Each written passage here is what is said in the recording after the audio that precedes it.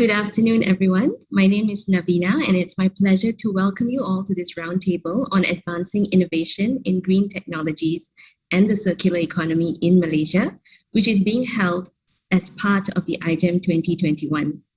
This session is jointly organized by the Malaysian Sustainable Finance Initiative, which is an initiative by Capital Markets Malaysia, the Ministry of Environment and Water Malaysia, and the Malaysian Green Technology and Climate Change Centre. Before I introduce our speakers, I'd like to just make a couple of housekeeping announcements. This session will run for 2 hours and there will be no breaks in between. We will begin with welcome remarks and then a presentation, and we will end with a roundtable discussion. We're hoping that the roundtable discussion will be as interactive as possible. So if you do have questions, you will see at the bottom of your conference screen, there is a question box. You simply have to click on the box, type in your question, and it will be fed directly to the moderator.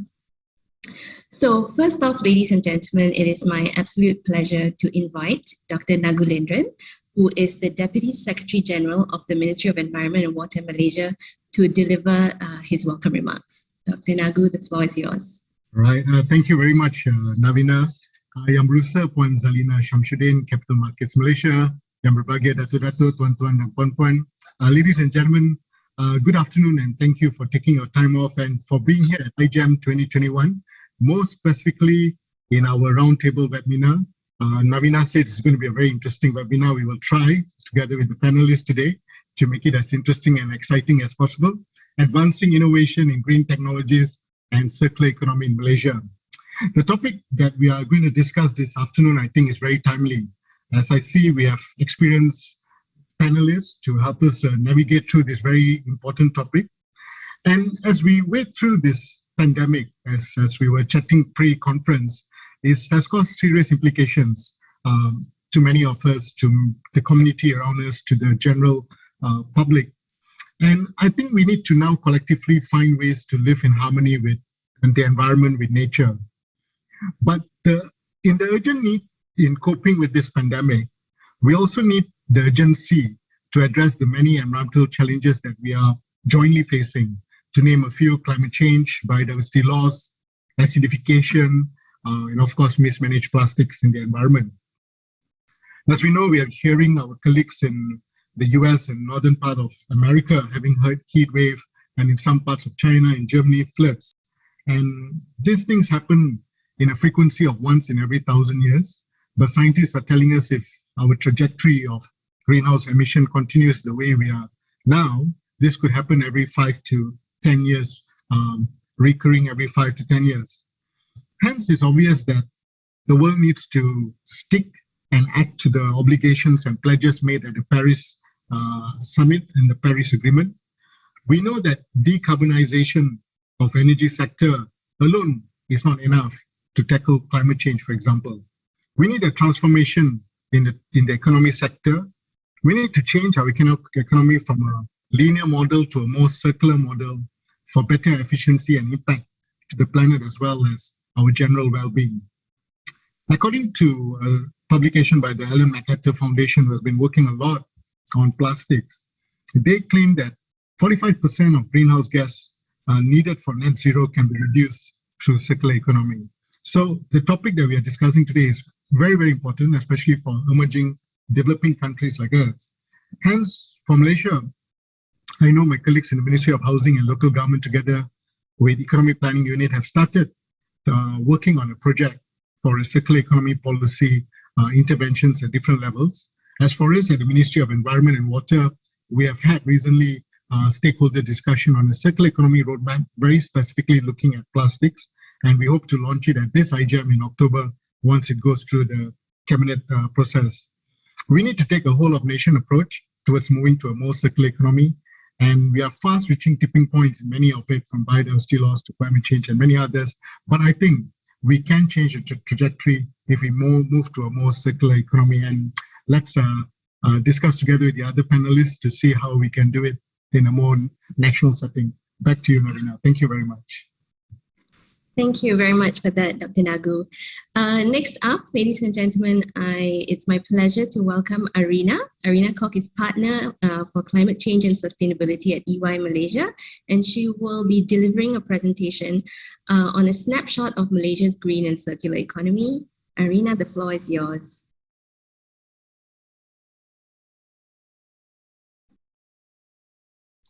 Thank you, Navina. First, I would like to thank MSFI, the Ministry of Environment and Water, as well as Green Tech for the opportunity to share the presentation today. I'll go straight. Today's focus is really on advancing innovation in the green technologies and the circular economy in Malaysia. Now, when we look at what is circular economy, it is an alternative to our current economic model of consumption, which is heavily reliant on the use of finite resources and the results of unnecessary waste. Now, what the circular economy embodies is the idea that the management of products, materials can be changed to make economic system more or less reliant on the extraction of virgin raw materials, deliver greater value for these materials, and reuse resources whenever possible. The combination focus on the resource efficiency, the use of renewable resources, and economic growth has inspired many policymakers and industry leaders to act. Now, this is the circular economy value chain, and we'll go through in detail in the next slide. So, given the 5 green growth opportunities outlined here from the Asian Development Bank implementing a green recovery in Southeast Asia report, we see that the efforts require more than $172 billion worth of capital expenditure, and this could create over 30 million jobs in ASEAN by 2030. Now, where we would like to highlight is this capital expenditure not only look at mechanisms that actually would help to recover to a green roadmap, but it does provide a statistics and focus on where the jobs would be in terms of whether it's in clean energy transition, the circular economy models, sustainable urban development and transport models, productive and regenerative agriculture, as well as health and productive oceans. So when we look at the circular economy and the waste hierarchy, we can see that the desirable stage at the top is essentially prevention. And there has been a significant amount of research that focuses whereby as you go down the trajectory to reuse, recycle, recovery, and disposal, it gets less and less desirable. Hence, a lot of the policies being developed globally are very much also focuses on prevention. And if you look at the right-hand side, the circular transformation, when you talk about moving up the waste hierarchy, it takes a significant amount of change in waste management towards the change in behavior to actually shift from this unsanitary landfill towards the various areas of moving up the waste hierarchy. So with this in mind, it takes more money to actually handle the unsanitary landfills as compared to, moving up towards the prevention cycle. So the idea really, the simplified mechanism is really to fix things right first at the most instance of the circular economy. Now, when we look at what the circular economy has driven in terms of the increasing economic values are the influence in the regulatory environment, the industries, and the societies. So we can see that a shift in the circular economy is not just an option, but an inevitable response to the world population, whereby the increasing prosperity and limited availability of natural resources is also a driving factor. So transition, it does involve great business chance, and it can create new employment opportunities. What I wanted to highlight here is our key statistics, whereby you can see that the circular economy could generate a net economic benefit of $2.2 trillion by 2030. This is in accordance to a research by Ellen MacArthur Foundation as well. And what we can see is on the other spectrum, we've seen the EU in as early as this year introduce a tax on the non-recycled plastic packaging waste, mandatory design measures, and recycled content requirements, which actually aims to drive revenue to actually drive the green economy as well for their region. So when we look at the regulatory action, it is one of the key drivers in driving the global circular economy. And we can see cut across all the continents, countries, including China, are looking at the circular economy within their legislation, looking at large-scale pilots and restriction on waste imports. In Malaysia, we also have the Malaysia Roadmap towards Zero Single-Use Plastic 2018 to 2030, which I'll go through as well in the next slide. But I think what we've seen is a global movement towards circular economy, and Malaysia has also put out that. Now, when we talk about circular economy and decarbonization, these are the 10 areas that we wanted to highlight. So the government has rolled out the Malaysia Shared Prosperity Vision, which continues to embed the UN SDGs, which will be operationalized through the 12th Malaysian Plan. We also have the roadmap on zero single-use plastics, as I mentioned. Business as well. MPC is developing the tool to help companies assess their maturity level of resource utilization, which will be adapted into an online system. Under the government, we have seen CASA and Dr. Naguez mentioned as well. They are also considering the proposal for Climate Change Act and carbon tax for future investments. And in the Malaysia 2021 budget, it's aligned to UN SDGs for the first time, establishing a My SDG Trust Funds with an initial allocation of 20 million to encourage Malaysian companies to embrace sustainable goals. What we've seen also more recently is the announcement of the Low Carbon Sustainable City Master Plan, which will be allocating 35 million under the Low Carbon Catalyst Grant, GERA, to local authorities to drive climate change actions in the grassroots level. For a whole of government approach, we've seen Malaysian Climate Change Action Council, MyCAC, being the ultimate platform for setting direction, discussing climate change policies, actions, and driving growth, catalyzing green technologies and low carbon growth at all levels.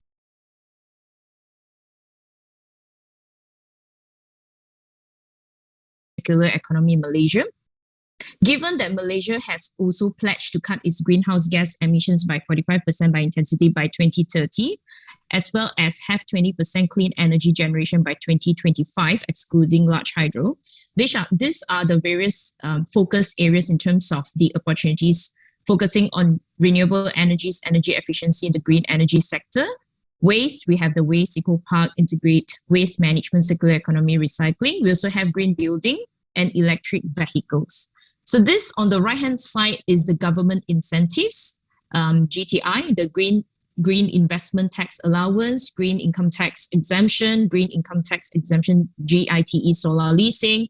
And in terms of the waste management activities, companies can also can request for pioneer status, as well as the investment tax allowance on qualifying capital expenditure. So when we look at what are the business drivers for circular transformation, the key stakeholders that's driving this is really on the client expectations, where we've seen more coming out with certain few key commitments on climate change, not just on their operations, but down the supply chain and value chain as well. There is also new business solutions, whereby product services and innovations are coming out with new digitally enabled product sharings, consumer preferences for green products as well. When we look at the other potential in terms of the cost and compliance, we see that there are volatility and increasing sourcing of cost. Hence, thereby, there are already growing solutions such as urban farming that is looking to actually solve the food security issues. And there's also new disruptive regulations that will actually be in the horizon, considering taxes, bans, cross-border taxes and obligations. And in terms of the corporate ambition, we're seeing that employee management are having stronger aspirations for a positive impact. And they're looking to see how the organizations are driving value in their business towards a longer term and meeting investors' changing and increasing these expectations as well. So when we look at the potential for circular economy and recycling, it's huge, because when we look at Malaysia, there is still quite a significant way to go. Malaysia currently is one of the top producers for fossil fuel plastic products, which is with a sales turnover of 48 billion ringgit Malaysia and 13.3 billion export in just last year, 2020. Now, what we've seen the equation here is, while we've seen scheduled waste generated in 2019 was 4 million tons, we've also seen that the total this waste of country is increasing by 20% during the COVID-19 pandemic. This is in relation to the Department of Statistics Malaysia. What we've also seen is the recycling rate in Malaysia was at 28.1% in 2019. And this was predicted to achieve 40% by 2025. However, not all plastic products can be recycled. So some of them are disregarded by the waste collectors because of various factors, such as hazardous or economic reasons. Now, given these two statistics, we need to do more in terms of recycling. And it must start with a redesign of the business models where all products manufactured are easily recyclable, repurposed, or reused, utilizing sustainable sources of raw materials. All stakeholders need to then take a step back and look at what Malaysia does best, improve the system and technology so that the valorization of the product is also optimized. So we talked about the Malaysia roadmap towards zero single-use plastics. So this is the roadmap that has been outlined, and it cuts across different time frame and the time bound as well. I wanted to come to this slide because when we look at the various stages of implementation, while there has been discussions on focusing on the plastics, there is also an increased coverage or expansion of scope, which I wanted to highlight coming in 2022 to 2025, that focuses, expanding the scope to cover not just plastic straws, but also food packaging, plastic films, cutleries, food containers, cotton buds, polybags, and slow-release fertilizers. So we know that this is within the plan. Now, looking at not just what the regulators are driving, we also want to understand, what are corporates leading towards when it comes to the circular economy. So this is a case study where we brought, to have that overview, whereby we see Petronas Chemical Group spearheading the new plastic economy initiative. This was from their 2019 report, whereby they are also working in collaboration with the Malaysian government, the NGOs, the industry community to look at the effective waste management and innovative technology. And this is really to look at how to convert plastic waste into circular feedstock and alternative energy. So I won't go into much details, but you can actually read more on this from their website, but it focuses on innovation, infrastructure, education, and cleanup. Second case we wanted to bring about is Green Tech Public Solar EV charging stations. This is an ongoing initiative in Malaysia, whereby in 2018, Green Tech has also completed the first phase installation of 10 and in across EVs charging stations in Langkawi. And I think it has now increased to a higher number. And these are also focused on the strategic routes that are frequented by taxi operators and tourists on the island. So now phase 2 is actually shifting towards having the decarbonization of EV charging infrastructure with solar PV and EV charging stations as well. So this is where there are killer partnerships with Plus Malaysia, and they are looking to also enhance the partnerships as well to enhance on this area as well. This is not the only projects, as we have seen in recent months as well. TNB has also worked together with DHL to come up with EV charging stations as well for corporates with a new key business model.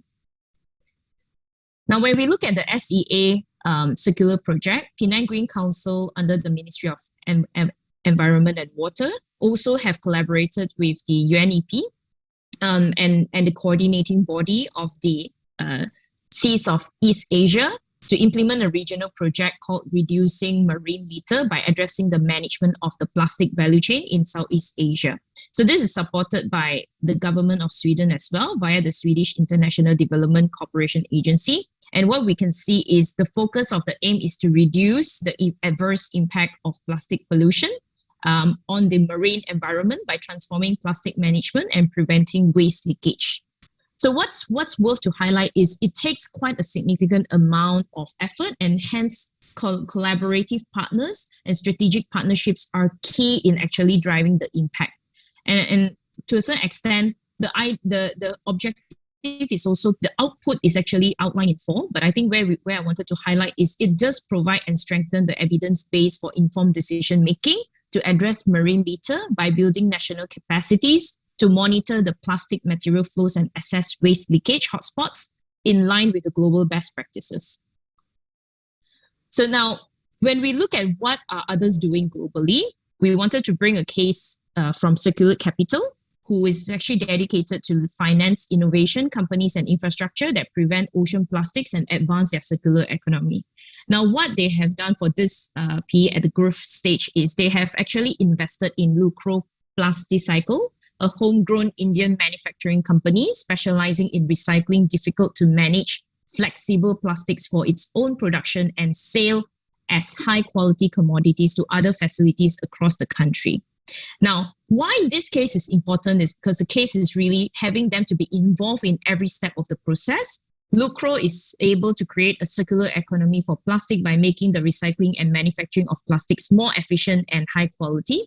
It also works to support the livelihoods of local communities by providing reliable income to the informal sector. And when we look at the other side of things is the financing of the sustainable finance that actually drives this as well. And what are the frameworks that are being looked at? And what are the primary impacts and outcomes that are being measured, such as how many jobs it has created, what are the increased access to financial services, how do they conserve land and ecosystem and natural resources. So these are the various aspects when we talk about impact investments. The second case I wanted to build from the global perspective is one from UK, where they are building a circular economy in the construction and infrastructure, where the Thames Tideway Tunnel is currently under construction. It's a 25 kilometer tunnel running through the tidal section of the River Thames through the central London. Now, the tunnel will actually capture and store raw sewage and rainwater discharge that currently overflow into the river. I think what we wanted to highlight on this is really looking at the concept and the way that they have looked at. The objective of this project is to design change that result in a 16% savings on the volume of concrete used across the central section. So this project, again, was delivered by collaborative partners. And I think what they have reported is on the right-hand side. The key impact is 1,379 tons of carbon were avoided through the circular design change. And when we look at the details of this in further details is when we look at the various aspects of this, how when they design out the carbon, it helps to achieve a significant cost and the embodied carbon savings as well. So when we look at looking at the overall output, this has resulted in really the significant reduction in material used. And it has also provided, that the tunnel reinforcement is saved 2,000 tons of materials, equivalent to 31% of the original design. And there is also substantial labor cost savings through improved productivity due to reduced congestions. So this is where it demonstrates that having a sustainable innovation at the design stage can both support the environmental and financial value within that infrastructure project. So the other part I wanted to highlight is on hydrogen. This is essentially a gaining topic that we see in our globally, as well as it's not something new in Malaysia. We already have the hydrogen discussions and certain outlines of program in Malaysia. If you go to the MIDA website, so hydrogen has a huge potential to help advance the decarbonization of energy, transportation, and industrial market. And hydrogen is one of the most abundant chemical elements on the planet, characterized by the low density and weight. It can be used both as an energy vector, such as methane, and as gas used in industries. And compared to other fuels, it's able to drive the economy towards a sustainable future. However, I think with this, there is also a number of research that needs to be done to bring it to a more cost-efficient mechanism. So a lot of the large organizations now are focusing on this, given the solutions is essentially driving green solutions and looking to decarbonize some of the more difficult to decarbonize sectors, which includes the other steels, the mills, and the transportation for long haul as well. So this is an overview of the hydrogen value chain. I won't go through it in detail, but essentially it does shows the potential where it can actually cover not just the generation, but the conditioning, the storage or distribution, and also has a wider range of application in terms of power generation and fuel for transportation. So this will actually be the focus areas for most oil and gas utility and energy players as well in the coming decade, aside from the other solutions of renewable energy and storage solutions. This is also the detail where we talk about the application of the hydrogen value chain.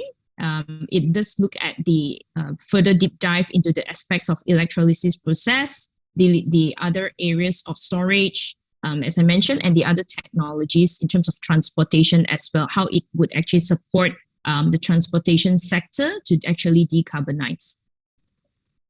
Now, looking at the policy and corporate support, it is really accelerating dramatically, not just in Malaysia. And what we can see here is to streamline the transition.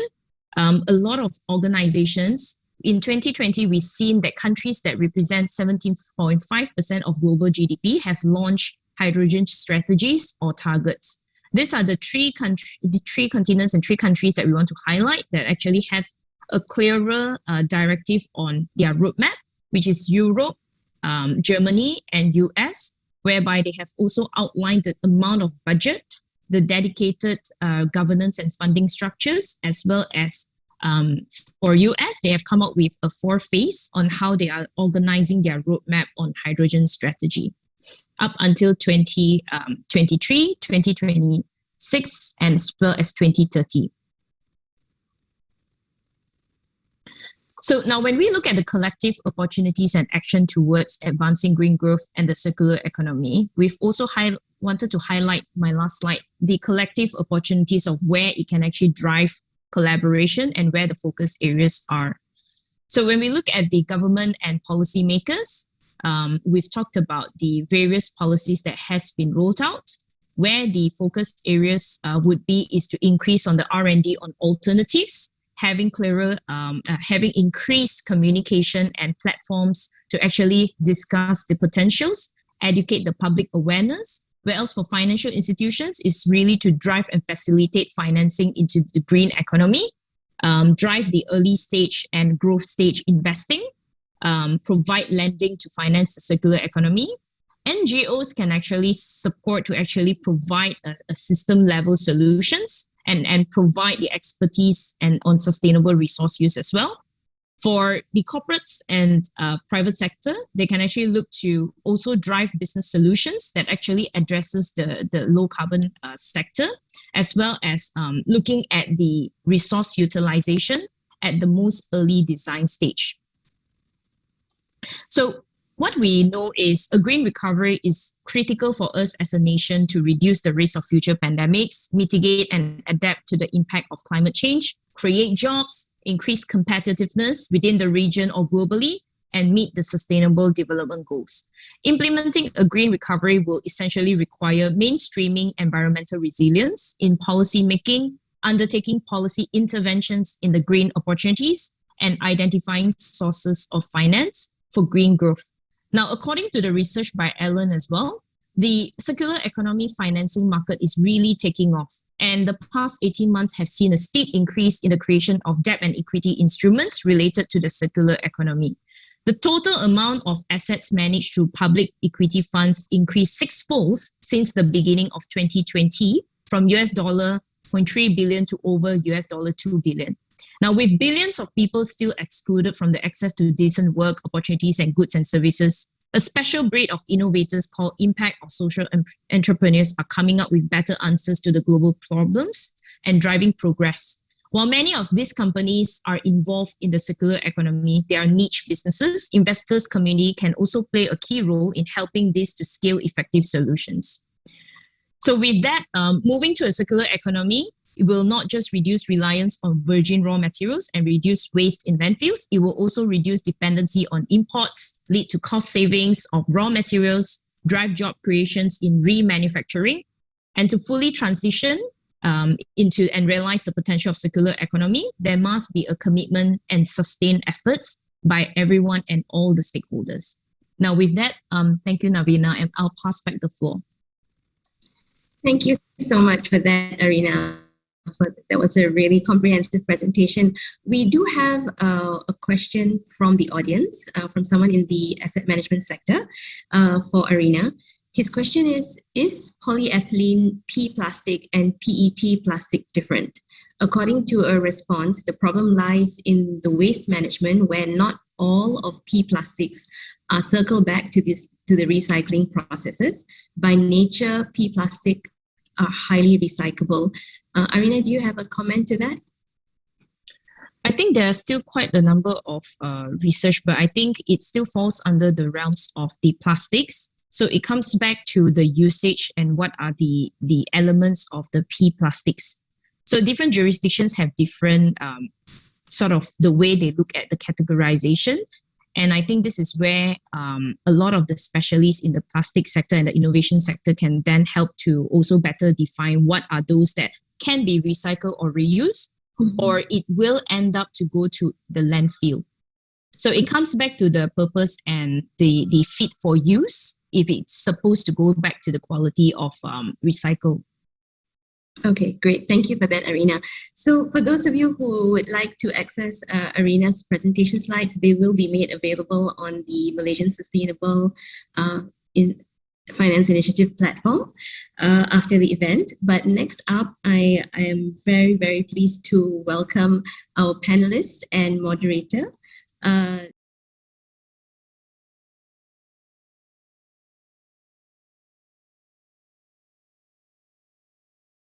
from renewable energy companies, from green tech, oil and gas.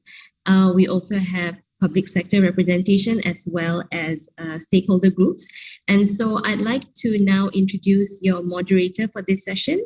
Zalina Shamsuddin is General Manager of Capital Markets Malaysia, and I will hand over to Zalina to start the session. Okay, thanks, Navina. Good afternoon, everyone. Thank you very much for joining us. Thank you, Arina, for your comprehensive presentation. But I think the question that most of us have in our mind when we see this is, how is that relevant to us in Malaysia? If you look at the data in terms of GHG emissions, it cannot be denied that the usage of energy is the biggest contributor to GHG emissions. So logically, the right path forward is just to be more efficient in the type of energy we use, more efficient in how much energy we use. And so then the question is, how relevant is circular economy? Why should we as a country be focused on circular economy and instead be focusing on our energies in terms of improving our energy efficiency? And therefore, the ROI coming back from energy efficiency would be higher if relative to circular economy. But so on that basis, I'd like to invite Wendy. Wendy is the country head of transaction banking at Standard Chartered. Standard Chartered came out with a report called Carbon Dated. And this report is interesting is because given the policies for net zero in other countries and other regions, Malaysia will be impacted, and our policies and our action on circular economy is going to impact our export potential. So without much ado, Wendy, if you could please introduce yourself, tell us a little bit about Standard Chartered's policies and responsibilities in the space of sustainable financing. And if you could give us a quick overview on the report, it'd be appreciated. Sure. Thank you, Zalina.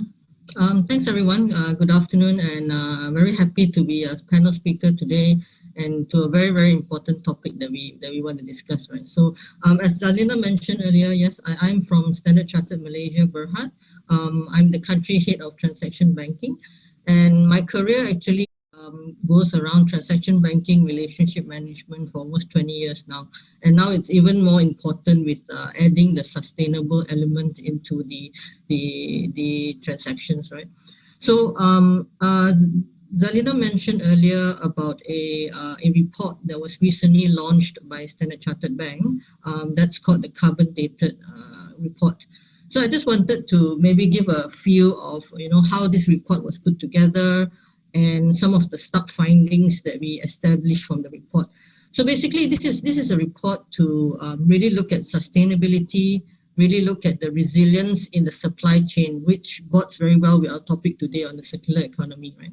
So how this study came together, we actually got a group of global opinion research. I think there was about 400 over top leaders in sustainability from various multinationals and large corporates. And what we did was to get their opinions and put that together in a economic extrapolation and really how to then quantify the impact that this has to the suppliers and through some of the start findings and some of the statistics that we got from this report, this research, right? Firstly, I guess what's important to note is that about 3/4 of large corporates and multinationals today, emission actually comes from or generated from their supply chain. Therefore, I think about 2/3 of the MNCs are now actually targeting very hard to look at their supply chain emission as sort of like a first step towards their transition towards net zero. And as a result of this, we also did find that about more than 50% of these large corporates will very, very soon look at replacing emerging market suppliers who are not within these emission goals towards developing market suppliers. So I guess some of the very key net zero dates also coming up from this is actually in 2020, there's already been a survey that almost 15% of large corporates and multinationals, they have already started removing their non-sustainable suppliers. And by 2025, I think about 78% of these multinationals will then be already removing those suppliers that are not positively linked to the carbon emission. And we also know that by 2050, almost 96% of multinationals already plan to have reached the zero emission. So I guess we need to really strive together towards converting as many companies in Malaysia as possible, right? To move from this, from operating from the linear model that they are now and shift towards this circular paradigm. Thank you, Wendy. Sorry, is there more? Sorry, Wendy. No, that's all for now. Okay, so just to give context so that everyone we're all on the same page. So when you talk about disclosures, I think at the end of the day, there are 3 types of disclosures. There's scope 1, scope 2, and scope 3.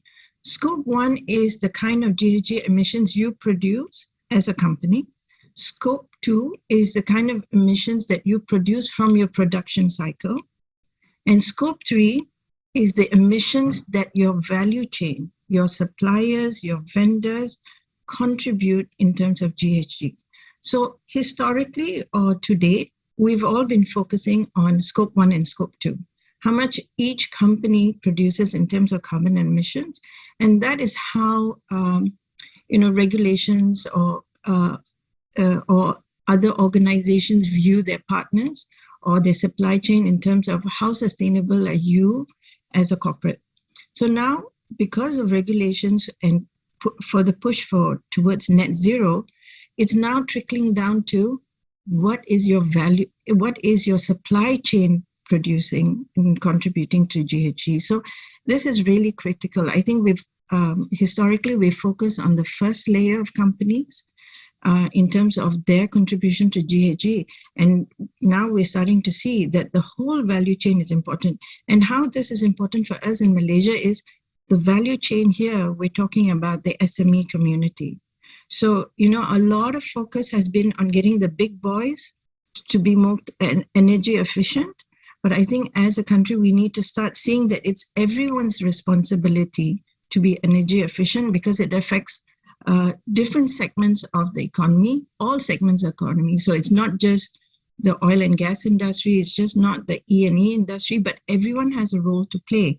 So on that note, I think what I'd like to do is I'd like to go back to the basics. I think most of us here and in the audience are familiar with renewable energy. We're all gone down that path of understanding solar energy. We're all comfortable with that. So let me just call on Davis. Hi, Davis. If you could just give us a quick overview, Davis, on where the solar energy industry is today, because we've done a lot in that space from a policy point of view, from private sector participation, the incentives are in play. We've got all the various technical expertise ramping up in Malaysia. If you could give us an overview of where we are today in Malaysia in that space, please. Right, thanks, Zalina. I think I just kind of share a little bit of experience of how this renewable energy industry has been growing in Malaysia since 2012, since the FIT time. To directly answer the question just now, we are actually around 6%, I think about 2 gigawatt of RE capacity installed in Malaysia right now.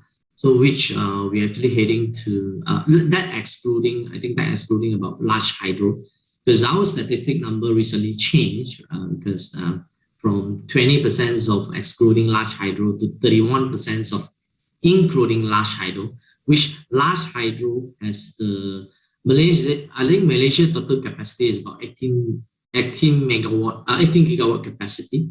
So large hydro probably operating at about 5.8 gigawatt capacity in Malaysia for East Malaysia and Peninsular Malaysia. I think Peninsular Malaysia maybe is about 2-point-something gigawatt. So that kind of capacity actually tell us that we have still a long way to go to reach that 31%. But with what we have already issued out or given the quota out to the RE capacity in Malaysia, which you can see that I think just now presented with RE, the NEM program. In the past, we have FIT program, we have SALCO program, of course, LSS program as well. Then we are actually, I think from the statistical number, we probably only need another 1.2 gigawatt of capacity to be awarded to reach the 31%. To my perspective, I think we actually can do more as a Malaysian in terms of our industry capacity, the finance. I think the market demand. I can say the market demand in Malaysia for RE is much stronger than what the policy has been given. One of the very strong indicator for commercial industrial segment, which when we said about this RE100 company, when they want their supply chain or adopt RE renewable energy in their operations, one of the program that you can do it in Malaysia is definitely the NEM program, the 300 megawatt of NOVA program that being pushed out by the government in 1st of April, which we finished at 500 megawatt in NEM 2.0 last year. And we have 3 months that there is no new quota for any industrial player to install solar capacity or a solar capacity. So, and in 1st of April, government finally the ministry finally pushed out the 300 megawatt for commercial industrial, we call NOVA program. And that program, 300 megawatt, supposed to stand until end of 2023 to finish to serve for the few years up to 2023. And it's finished on probably, I think I remember 1st of April or 1st of July or 2nd of July for the 300 megawatt application. So you can see Malaysian, whether it's the FDI company or Malaysian local company, the industrial demand for renewable energy, it is so high. We finished the 300 megawatt quota until 2023 in 3 months' time. So that's how hungry is the industrial market to renewable energy project right now. Okay. And I think I give a little bit of a high level numbers that how the market is and where are we right now. Thanks, Davis. Just for the audience's knowledge, Davis is the CEO of SolarVest, and SolarVest was recently listed on the ACE market. And SolarVest focuses on turnkey engineering, procurement, and construction, and a commissioning and service provider in the solar energy space. Davis, I would just like to ask you one question. So I get the impression that you're saying that policy, the minute they start opening up more quota system, then the pent-up demand will be met. But assuming that you are given 2 hours to be in charge of the solar industry today, we give you 2 hours. What are the top 2 things that you can possibly fix or you can possibly push forward to get this growth to grow? Because we're at 6%. And, you know, assuming that we want to hit our targets in the next 3 years, what are the other factors that we can do quickly to cause this shift?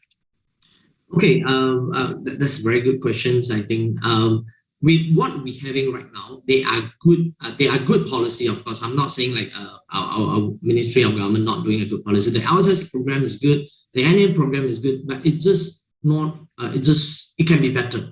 Okay, so one of the things that we did not do, we not push it enough, is on to open up the renewable energy market.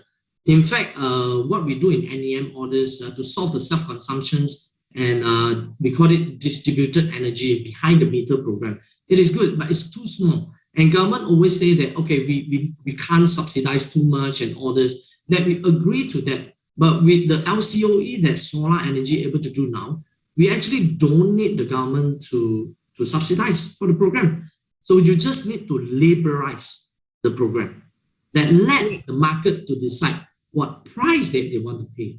And end of the day, the energy industry, infrastructure industry, it is a policy driven. We can't just do it and then connect to the grid. We can't. We need the authority, the regulator to allow us to do it. And do we need subsidies from the regulator or our government to do it? No, we don't. We just need the policy to do it. Okay, that's a great... We need to open up the policy for all the energy player, renewable energy player to participate in supplying renewable energy to the Malaysian market. Okay, great. Thank you, Davis. I think that's a refreshing view, because generally I find in my experience, whenever we have roundtable discussions with policymakers, the general feedback is more incentives, more support. Yeah, it is wrong. You know, I just take maybe about 30 seconds to... I attend the National Interconnections Lab, and all the big telco players still have a misconception that as long as you can sell cheaper than TNB to us, we'll buy the energy. Now I just say we can sell any cheaper. I can give a discount from TNB rate if you want it. But they thought they're gonna buy more expensive green energy. That's completely wrong. Yeah, that's right. Thank you so much for that. On that note, I'm going to invite Datuk Khairuddin. Datuk Khairuddin is the chairman of the Asia Pacific Biogas Alliance. So historically, I think when we talk about renewable energy, and given the demographics of Malaysia as a tropical country, your immediate thought process is solar. I'd like to invite Datuk to give us a view on biogas and biomass, and how that is also a viable alternative renewable energy in Malaysia, and what's happening in that space in Malaysia. Datuk, thank you for joining us, Datuk. Thank you, Zarina. Hello, Doctor, and all the panelists, plus all the audience. First of all, let me introduce myself. I'm Datuk Khairuddin. Currently, I'm the chairman of the Asia Pacific Biogas Alliance. The reason the APBA was formed is an informal alliance of all the industry players throughout the region of Asia Pacific, whereby we, in the biogas sector, we collaborate with other people, industry players throughout the region, to compare and to give suggestions on how to improve the biogas development in our country. In Malaysia, my company, what do? We are a developer of biogas in Malaysia under the FIT, whereby we are a one-stop center. We are the FIT holder. We develop our biogas plant, whereby we invest, we build our biogas plant, and we operate the biogas plant. At the same time, we are also doing biogas projects in Indonesia, but it's more on EPCC basis. In reference to the question by Zalina just now, I think one thing about Malaysia, we are very blessed, whereby we have so many palm oil plantation areas in Malaysia, and we have so many palm oil mills available. So in Malaysia, and even I could say in Indonesia, even Southern Thailand, with this blessing of you are having so many palm oil plantations and palm oil mills availability, one very important aspect is whatever the residue, whatever the waste that comes out from the palm oil mills can be utilized as a source of biogas. So when you go to a palm oil mill, usually you have the wastage from a palm oil mill, whether it's a biomass product or it's a biogas product. For biomass, for example, in Malaysia, one critical and one issue that we are having is the availability of feedstock and continuous feedstock. Because as we understand, biomass in Malaysia is something physical, whereby you have alternatives. So much so that the supply of biomass feedstock is not certain. So let's say if you are doing a biomass project and you want to sign a PPA with the government and with TNB for, let's say, 20 years, 21 years, may not be so easy. One, the investment cost is big. Secondly, to get the continuous supply is also a bit more challenging. But let's say if you talk about biogas, our feedstock in Malaysia usually we use the palm oil mill effluent. Traditionally, palm oil mills in Malaysia, the residue from the palm oil mills are always discharged into rivers by way of traditional method. But that is where the regulation, even certification bodies worldwide, they require certain standards to be complied. And with that, the government insists on the palm oil mills to have biogas system. Rather than you depend on traditional system, you need to be more systematic by installing biogas plant. So initially in Malaysia, as let's say we talk about 10 years ago, all, for example, large MNCs and listed companies who are involved in plantations, they build biogas plant more in order to comply with the regulation by MPOP and DOE. But since SEDA introduced the FIT scheme in 2011 under the Act, then it incentivized the players, whereby not only the large corporations are involved, but you also get smaller SMEs to be involved as expert in biogas. Currently, from my understanding, we have around more than 450 palm oil mills in Malaysia, and the ones which is equipped with biogas, I can assume must be only about 20 to 30%. So the upside in Malaysia for people to be involved in this industry, to do biogas and to get the monetary return for us, and at the same time to comply and give greater assurance in terms of the pollution. Because by having the biogas plant, one, you are minimizing, one is the wastewater pollution. Secondly, even in terms of the odor, and thirdly, in terms of the greenhouse effect. So by having a biogas plant, one, you can ensure compliance. Secondly, you can ensure in terms of the spillover effects of the projects. For example, because biogas plants are usually located outside in more rural areas, so it gives employment opportunities to people. And thirdly, it incentivizes people to be involved to get the profit for the stakeholders. So I would say, Zalina, this is one critical aspect. I mean, usually when people talk about RE, they always talk about solar and hydro, but actually we have readily available biogas plant, not say biogas plant, palm oil mills, which are suitable to do biogas plant, which is ready to be tapped in Malaysia. Okay. Thank you so much, Dato. The interesting thing here that the impression that I'm getting from both what you have said and what Davis has said is, it is still finance that is driving the decision. So Arina mentioned just now that it should be our behavior, our recognition that climate change is a risk. It's a significant risk that all of us, not only the government, but the private sector needs to take a role. But the impression I'm getting is, and let's debate that. Is the private sector recognizing, yes, climate change is important, yes, we need to look at it, but bottom line is, because of the value chain of finance, the financial returns of any project is still the defining decision-making point. And so climate change is still a nice to have. It's not become a reality that we all need to face and that we need to address as soon as possible because it's going to impact our finances. So on that note, I think Pramod, I'd like to invite you to the discussion.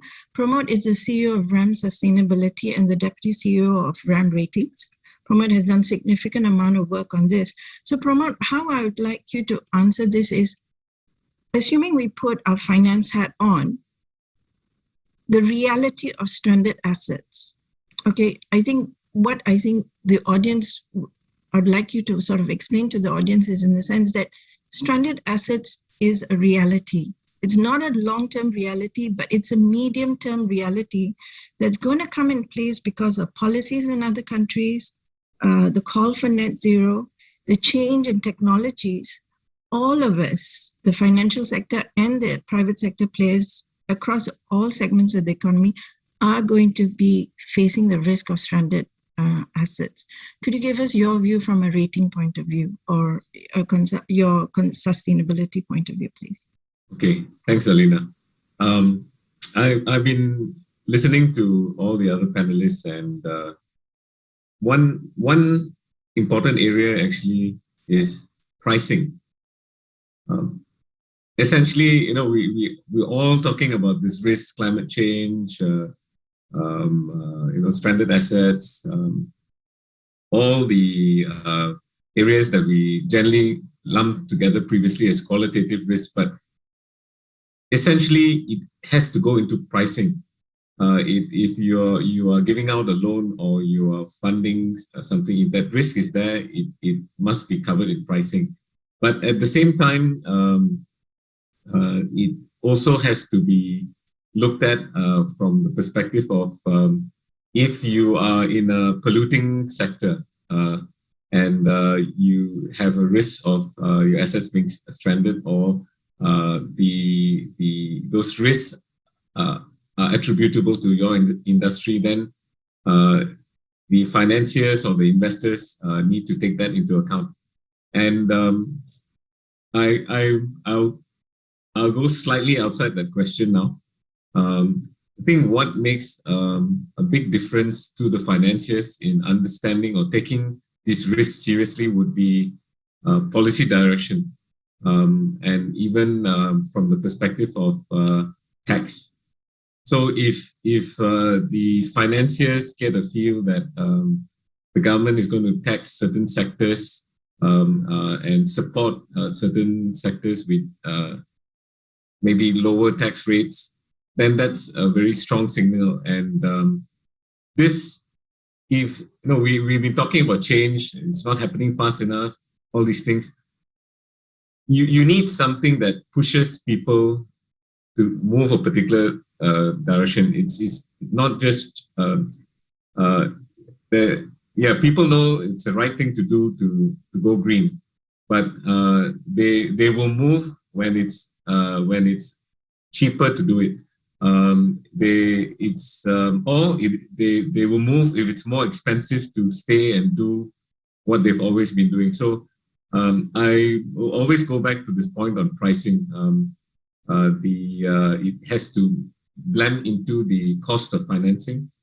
So if you're doing something, all things being equal, let's say the credit risk being equal, if you're doing something green, it has to be reflected somewhere. And that, for me, it's all about pricing in those risks, Alina. Okay, thanks a lot, Pramod. So Dr. Nagar, I'm going to put you in the hot seat now. I think everyone has sort of used the word policy in their comments so far. And as Pramod said, I think there's much discussion amongst the stakeholders, the converted, who want this to move forward, that why don't we start imposing punitive measures to force behavior, to change behavior? rather than providing a facilitative framework and letting the economy move in that direction out of their own will. Like Pramod says, it depends on pricing. Is it cost efficient? Is it worth my time and my investment? And given the fact that this is a public good, if you look at it, climate change is a public good. The government has a bigger role to play in this space. One is, do you agree with that? Two is, do you feel that Malaysia needs punitive measures to get this journey moving faster? Thank you, Zalina. Yes, just to address these questions on punitive measures, I think many people have been speaking about carbon taxes, things of that nature.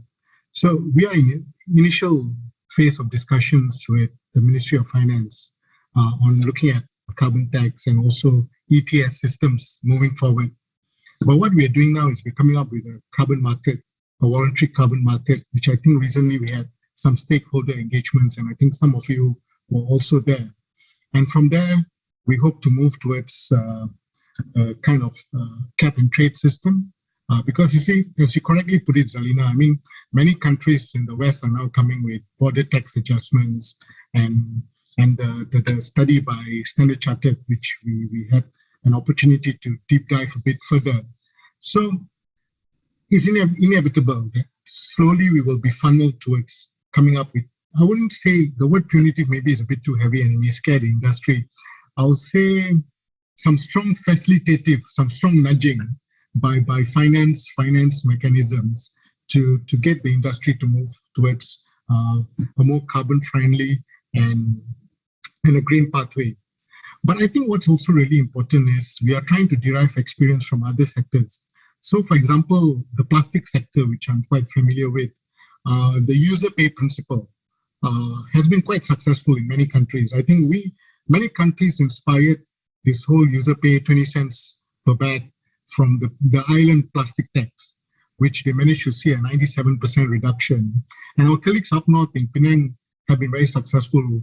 Ever since they came up with the user pay principle, they managed to reduce quite significantly the usage of plastic, and they got a whopping 9 million ringgit. And this is good because the Penang model, the 20 cents does not go back to the retailer, it goes to the state government. State government can then use the money to betterment of the environment and the social well-being.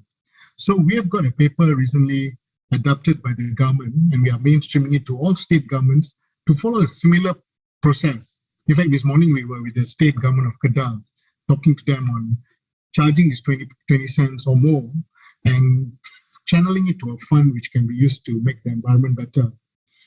But I think the issue here is also we are very encouraged looking at industry getting together to move this process. So you're correct. We have Maria. Maria is Malaysian Recycling Alliance. I always get that sometimes wrong. Malaysia Recycling Alliance. They are the big boys. Yeah, they're big boys. Yeah. But what we have done in CASA is we've got something to complement this process called MSFI, Malaysian Sustainable Plastic Alliance, where we want the big boys and the medium scale industry, which make nearly 99% of our industry, to be together. And I think this changes that will happen at a global scale will cascade to the big boys, and the big boys then, it will be inevitable that the small and medium scale industry will need to change. And I think we need this hand holding. So we're very encouraged with the industry wanting to change. And we hope this Maria and MASPA could work together in the years to come to make the economy more circular. And I think initiatives towards that is happening by having targets on how much percentage of material in a product will be from circular economy sources or recycled sources. So this kind of targets, which is industry defined, will be much easier to do rather than the government going behind them with a rotan and say that every packaging now for a shampoo bottle must be 100% recycled. But if it's industry defined, because they're also looking at their market opportunities, it'll be very useful. So these are probably some steps that Malaysia is taking, but it's in the works that soon things like carbon tax and all that will be mainstream. But I like Pramod's point, and also we need to look at the issue in a more bigger context. Our utility prices are one of the cheapest in the region. I used to joke with some people that petrol prices in Malaysia are cheaper than a mineral water bottle. So we really need to look at this whole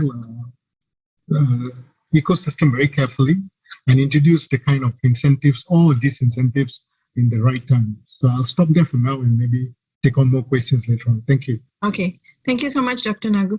And so I would like to go back to this point. I think, how do we make sure that the industry recognizes climate change is not only just a need to have because it's the right thing to do, but to realize that it creates financial opportunities. It can provide us a source of financing or funding.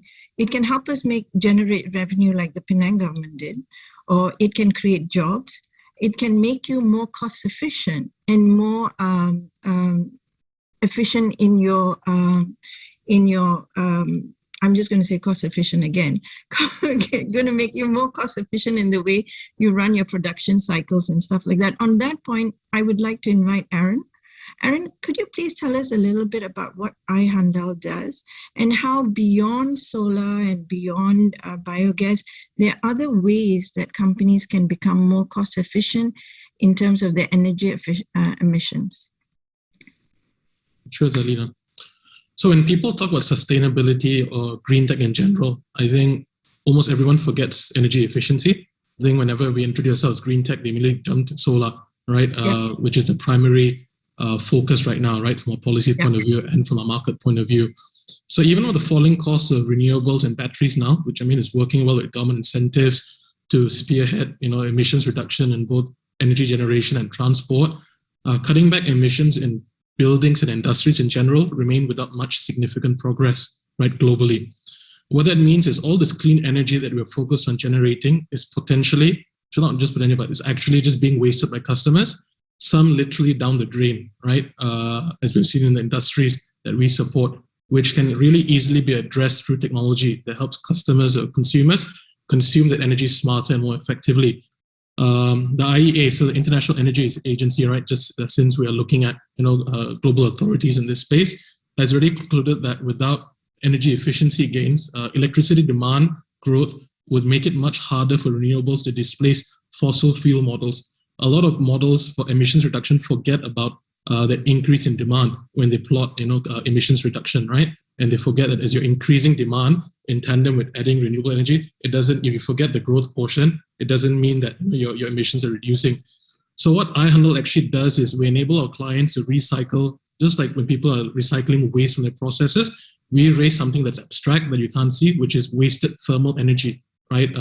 And reuse that energy back into one's operation to reduce further energy draw, right? As well as detect energy leakages.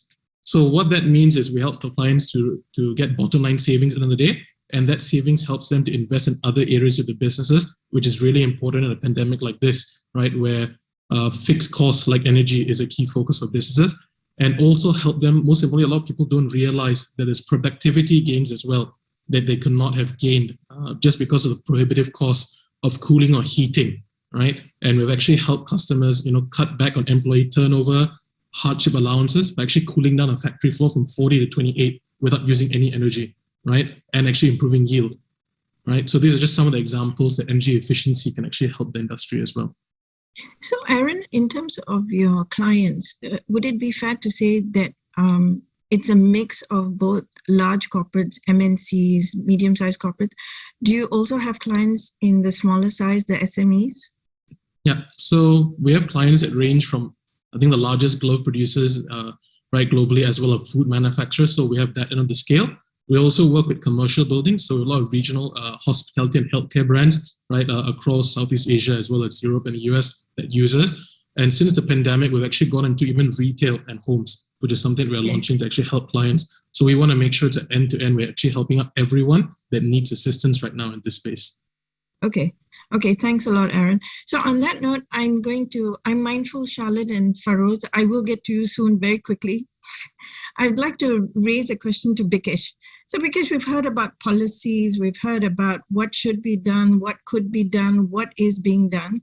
Can you tell us a little bit about, case studies that you have seen of SMEs or companies coming to you on your ECF platform to raise financing because they're part of a circular economy or they're just sustainable? And it'll be good, sort of a best case study, if you could share with us, please. You're on mute, Bikesh. It's just been 2 years working at home. What do I know? Okay. So my name is Bikesh. I run a ECF platform called Leap Capital. But we also have our own kind of private VC arm of the balance sheet. We invest into anything and anything with smart people in this country. So we've invested in some circular economies, green, by accident, because it does come to our platforms and say they're trying to raise, let's say 10 million, 7 million. The biggest issue we find that all these guys that are amazing businesses in green or circular, they don't know where to go. So maybe that's something, Mr. Government's listening right now, have that, just that simple thing, right? A playbook of who to speak to fundraise in green. These people are so focused running their business. If you ask them who's a PE firm you can go to, they have no idea. How they found me, because I'm everywhere speaking at a green conference when I'm not truly the level of you guys being green. But they show up to me and say, I just want to raise, and I heard we can crowdfund. I think Aaron did that. So he can speak about that experience, but it's not an easy experience. So one of the interesting things that came our way, we're going to do a biogas one, Dato. I think it's part of your kind of council too. So that's a big one. We've got some people are looking at doing straws in this rice manner. That's nice. But the one I really loved, which I was so crazy that I put my own money into this guy, we invested into a factory. Our history is we're tech investors, but we found that there's a lot of potential in this particular family-run business for the last 28 years. They do manufacturing of furnitures, wood, not really plastics. But the kids who took over, it's like they have lots of kids. They have 10 kids. The kids are all educated overseas, came back, and they want to change how the family's been doing business. They wrote a 100-year business plan. Now, anyone who wrote a 100-year business plan is going to get my attention. And we helped them raise their kind of angel round of 3 million. And they want to raise 10 million next and then do an IPO eventually 3-5 years down the line. But what was interesting was the whole journey of him trying to figure out where to get funding. Great business, making money, but still people would say no to him. So I'll give you an example, right? So they produce really typical furnitures for beautiful buildings, interior decorations, tables, chairs, furnitures for school, etc. And then the off-cut pieces of that wood, he decides like, you know what? Why don't I go build something out of it? A typical furniture factory, and I don't really know the stats, I hear it's about 30%-ish in terms of waste. He's got it down to 5% already. His factory is now a tourist attraction. People around the world, except now, are trying to fly in and see how is this kid figuring out to get the 5% waste. He wants to go to 0%. Things like taking the shavings of the wood and becoming packaging materials so they don't have to use plastic bubble wraps, not using boxes to wrap stuff and using beautiful cloth or recycled fabrics, because that's also a circular economy you need to solve in terms of fabric, right? But, when he says, all right, I've taken my off-cut wood pieces and made a whole new product line, to me, it sounds like, wow, that's great, man. You're trying to reuse and recycle and all this stuff. But if we check into a typical investor who's not green, because I also don't know where to find these green investors, they go like, hey, man, that's a distraction. Now he's got to figure out how is he going to dispose of those items, right? Dispose as in sell. E-commerce, whole new brand ball game. Retail stores, whole new ball game. Does he have 3 CEOs to figure out online distribution, offline distribution, rather than just focus on producing furnitures and sell it as usual because he's already making millions there? Why are you doing all this? I think that's the typical thing SMEs face, right? They're so into their day-to-day right now, and you tell them go green, they go like, why? Unless there's a personal calling, and that's why they do it. If not, as Pramod said, it's the same thing we saw years ago when this whole green IT thing was kind of pushing the whole data center movement. Why should companies, infrastructure, data centers go green? It all came down to dollars and cents. You mean I don't have to buy more service anymore? I could reduce my cooling right now. Let's go virtualize service, then sign me up. I don't want to spend too much money. It wasn't about saving the planet, sorry. It's about the TCO, right? So you have these passionate people who want to raise, but they have nowhere to go, don't know how to do it. Even if you told him, find alternatives for your particular materials. Everyone here has been talking about the materials and raw materials. I think that's only a small subset of circular. They won't even know where to go. Have you made a playbook to say, here's a list of vendors, or even on the design, right? So many things with the plastic have ultrasonic bonds to metals. Are there going to be new ways to design such products? Where is the playbook of that? If you want Mr. SMEs to say, take away my 40 years of how my dad, my grandfather did something, and now I need to figure it out. How am I going to figure it out?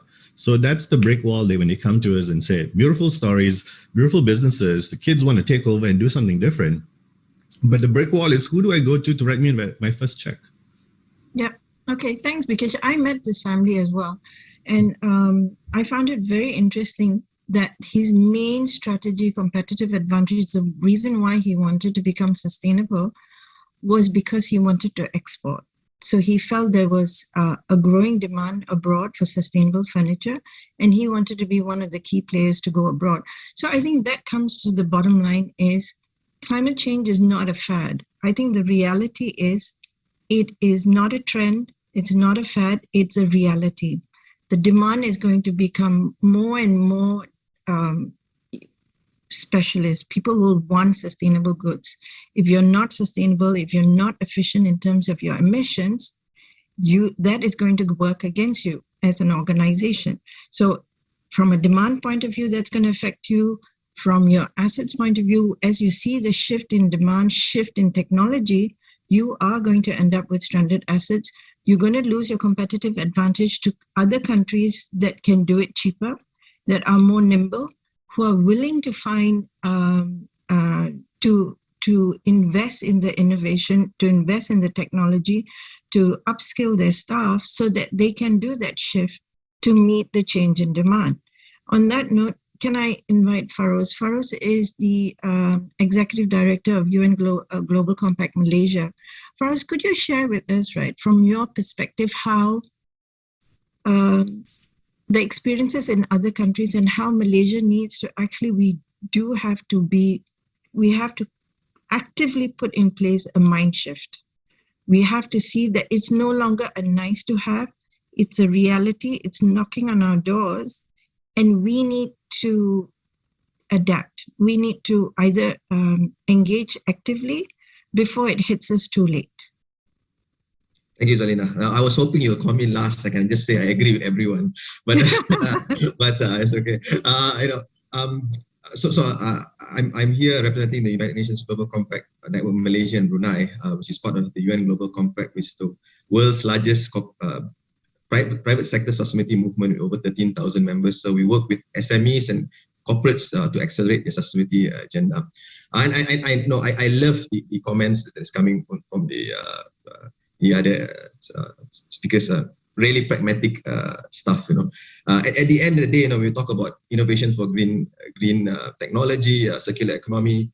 Our macro approach that finally we have a global shared vision of achieving a 1.5 degree pathway, and I think that's the common bound for all multi-stakeholders, whether your businesses or your NGOs. Everybody is now speaking towards that, and I think this is where we as Malaysian businesses need to understand that we can't escape this, right?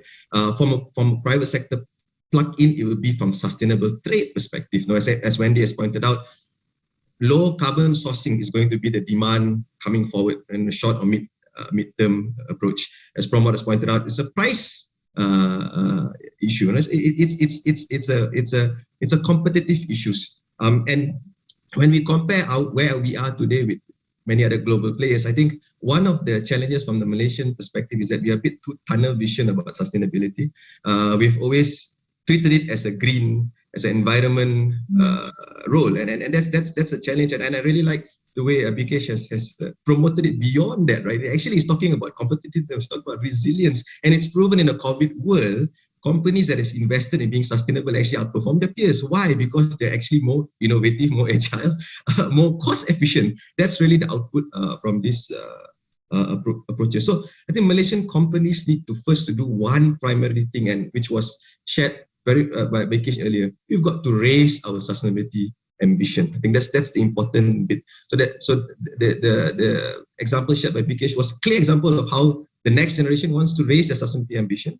And this also, I think, pivots to the new demand about purpose, right? And I think this is wherein lies the mindset shift that we keep talking about. I think first we have to be pragmatic. What when we talk about transformative shift, we're talking about culture shift. Now, what's a culture? Culture is a set of behaviors that is accepted by a group of people. And what drives behaviors is how we think and what we believe.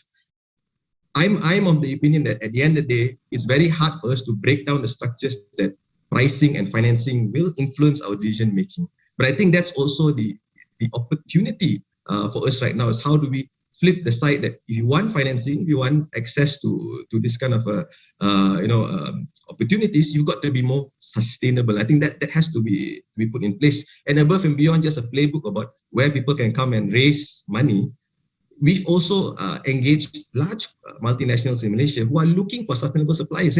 First, if you can tell me today so-and-so supplier who can supply to me certain PET, whatever it is, we'll buy it on the spot, but we do not know where to. So I think there's also an untapped matching between the smaller producers and the bigger buyers to create this whole ecosystem. But in that context, I also just want to share maybe 3 starting points for the Malaysian businesses when we talk about raising our ambition towards achieving circular or ultimately climate friendly economy. I think one, we have to be science-based approach. I think we have to be real about the commitments and the numbers that we make. Now, I say this with a selfish reason because UNGC is a co-founder of the Science Based Target Initiatives, but the SBTIs is developed based on solid research done by scientists, and it's based on a carbon budget. Every entity is only allowed to emit a certain amount of carbon before we hit a tipping point, and it gives you very clear numbers for you to look at. So when we talk about 2050, if we don't break down to a short to mid-term, it's still too far away. What are you going to do in the next 5 years? What are you going to do in the next 10 years? I think that has to be the driving curve. So, and SBTs or this set, if you want to talk about a well below 2 degree, or talk about a 1.5 degree, you've got to talk about 2.5 to 4.2% reduction per year. Now, when this is demystified, I think more people will understand and they'll get on board, and that culture shift will happen. And also, I cannot underemphasize in terms of importance of assured data, because right now we're all working on whatever people is reporting data, right? So if we take seriousness about P&L numbers and we say climate is as important, so where is the assured data for GHG numbers as well? I think that's also an important factor for us to look at. And finally, to your earlier points, and this is the whole of value chain approach. We can't, a single entity can't do it alone, right? When you talk about your scope 3, when you talk about your suppliers and whatnot, right? There's a very interesting research done by UNPRI and TrueCost in which they look at different industries. What is the contribution of scope 3 in terms of their climate footprint, right? When you talk about industries in utilities, very low, only 7%. When you're talking about manufacturing, it goes up to 70%. If you talk about telco, it's a whopping 95% comes from not your scope 1 or scope 2 or directly under your control. So how do you ensure everybody's on board as well? I think this has to be done that at the end of the day, everyone, every private sector, maybe even every stakeholder needs to understand that what is important in a sustainable trade world is beyond price and quality. You must also now factor in your ESG credentials. So if you're a big buyer to your supply chain, you have to ask them, what is your climate footprint for your product before I buy, for example? Now, if you're a consumer, for example, you're buying a house, do you go and ask your sales advisor, will the walls become so hot at 3 p.m., right? So I think we also need to ask certain questions as from a consumer level so that we can get the entire culture shift approach. Thanks, Alina. Thanks, Faraz. I totally agree with you in that front in terms of your last point, because we had a roundtable with property developers, and that was one of the questions we posed. How much of your demand is driven, how much of your property buyers actually demand for a sustainable building, and why don't you produce houses that are more sustainable? And the interesting comment that we got back was, let's say, for example, it increases the cost by about 100 ringgit per square foot to build a more sustainable house, but property buyers are not interested in paying that 100 ringgit extra. They want the most cost-efficient home, and it's a nice to have elements that reduce carbon emissions, but it's still not part of our culture. So I think it's good for us to say that MNCs need to change the way they operate, governments need to change the way we operate, finance needs to change the way it provides financing. But I think the key point here is all of us have a role. It's not only, it cannot be a top-down approach anymore. I think given the limited time we have, it has to be a bottoms-up. Everyone has to be moving in some direction so that we all meet in the middle and we're all going in the same direction in terms of carbon emissions. But two interesting points that Farouz mentioned is the reality is ESG credentials can become a competitive advantage today. And the way things are going, that is what we should all be aiming for, because that's what's going to put Malaysia on a different level relative to our competitors in the global supply chain. And two is, Dr. Nagu, everyone seems to be calling for a platform to connect the MNCs to the SMEs, connect the funders to the people looking for funding. That might be an interesting element to CASA's policy making.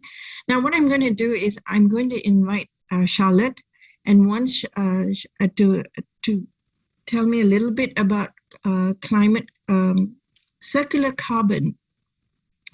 And then we're going to have a proper roundtable where I'm going to ask a question and everyone can just jump in and answer. But before we do that, Charlotte, thank you so much for joining us. We're proud to announce that Charlotte is the head of sustainability for Petronas. She joined in June 2021, and we have decided to throw her to the audience of the Malaysia private sector, public sector, and the financial sector. And Charlotte, I wanted to sort of bring up a point that you had mentioned in our previous discussion, which I did a little bit of research and I found it very interesting, and I was hoping you could share a little bit on it in terms of circular carbon economy. So I did a bit of research because I didn't sort of fully understand it when you were mentioning it. So what happened was Saudi Arabia, which is an oil producing country like Malaysia, when it took over the G20 presidency in 2020, it introduced this concept of circular carbon. What can the oil industry do to contribute to the circular economy? And they came up with this concept of circular carbon, which I thought was very interesting and could provide another competitive advantage for Malaysia in the coming years. But like Arina had mentioned earlier, I think it is a concept that will only come in play in another 20, 30 years. But Charlotte, if you could educate us a little bit, please.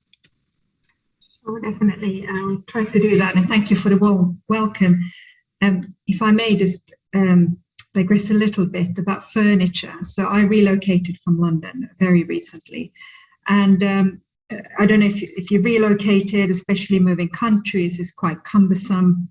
And you kind of look at your furniture and go like, maybe I can live without that piece. It doesn't need to come with me all the way to Malaysia. So we had this one chest of drawers that we could bring back to IKEA. They did a quick inspection and we got a credit note for the IKEA store. So there we go, circular carbon or reuse in full action. But back to your question about circular carbon.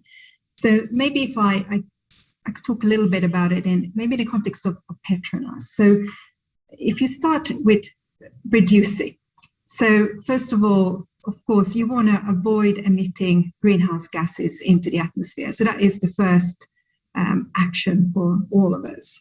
And in Petronas' case, there's a short-term target of capping CO2 emissions to 49.5 million tons by 2024. And this is really important. And there you have efficiency improvements and process improvements and all of these types of things that are really, really important. And just as we heard in the International Energy Agency report, efficiency is so important in general. So there's flaring, reduction, venting, and all of these things. And then if you move from producing, you can also have reusing. So you can actually use CO2 in enhanced oil recovery.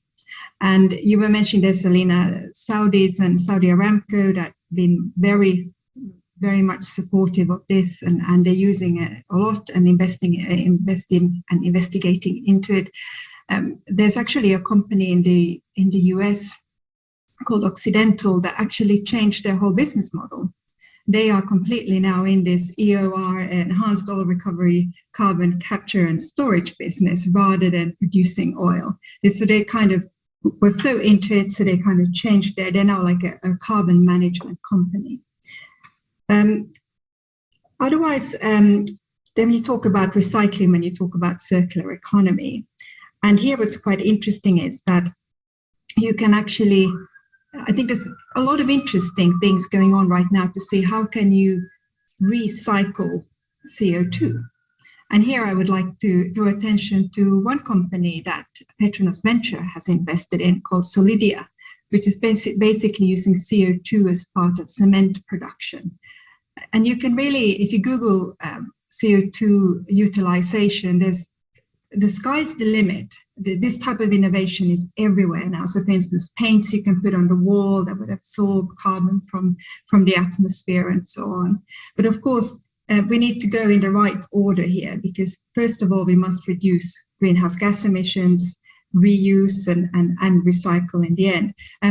But if there's still carbon left in the cycle or circle, if you like, then you need to remove it. And here carbon capture and storage is very important.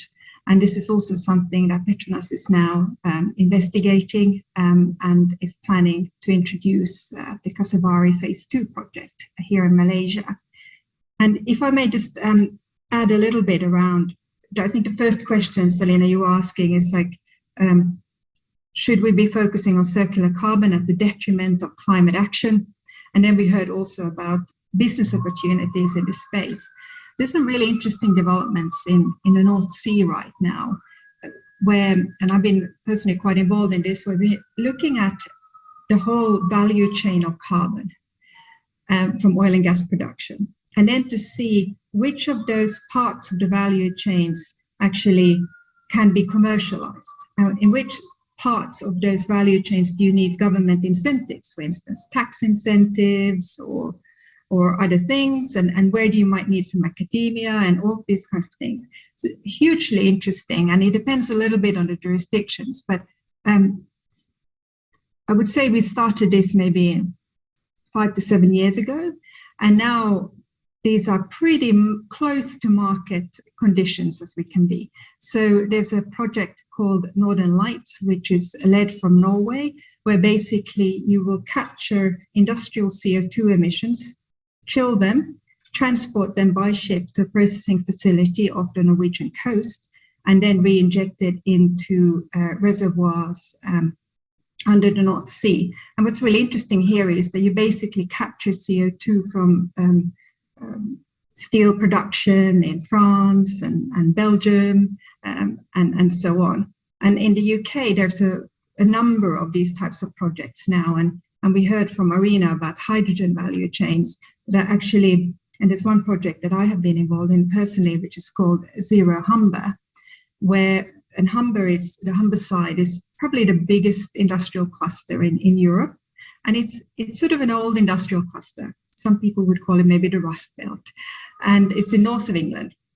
But what's really, really interesting now, they're looking at basically decarbonizing the whole industrial cluster. So how do you decarbonize power production? So it's now moving from coal to biomass, and then bringing in hydrogen to decarbonize glass and steel production, and then ending up also with CCS. So you're actually creating a lot of new value chains, but it must be done together with society, academia, educational facilities, and so on, really to make sure that we can reskill and upskill human capital in any region where something like this would happen. But I would say at Malaysia also there's huge amounts of opportunity for something similar, because right now it's all about creating these new value chains, which is about economic regeneration and job creation. Thanks, Charlotte. That's a very valid point. I think because of climate change, we're being introduced to so many new technologies that it's something that all the different stakeholders first need to understand the technology before we can figure out how to make it cost efficient and to mainstream it so that it becomes an an opportunity to raise revenue and to create jobs and stuff. So that's a journey I think Malaysia is very new and embarking slowly on. Thanks for that. So now what I'm going to do is I'm going to throw out some questions, and anyone please feel free to answer them. What I'd like to sort of say... Can I yes, just promote, please. Can I just add on to I think what Feroz said and Sure. Charlotte and a few others. One thing I'm realizing is that we're talking let's go green, but a lot of the green things actually came about from some ungreen things. Let me explain. When people went on or companies went on the digitalization and even for SMEs, a lot of banks funded the digitalization of SMEs, and we are all here able to talk about green because we have good broadband or 4G or computers are cheap enough for our companies to give us notebooks or iPads. So that has enabled actually this whole process for all of us to work from home, cars off the road, emissions down, clearer skies. In fact, I think there was a bank that talked about actually having the hybrid work environment on a permanent basis. And I think so what I'm trying to get at is, yes, part of it is a pricing equation, part of it is a policy equation, whether it's tax, part of it is about making it more competitive for SMEs to know that, they'll lose business if they don't buck up or move in a particular way. But there are actually some things that happen outside the green realm that actually made everything greener.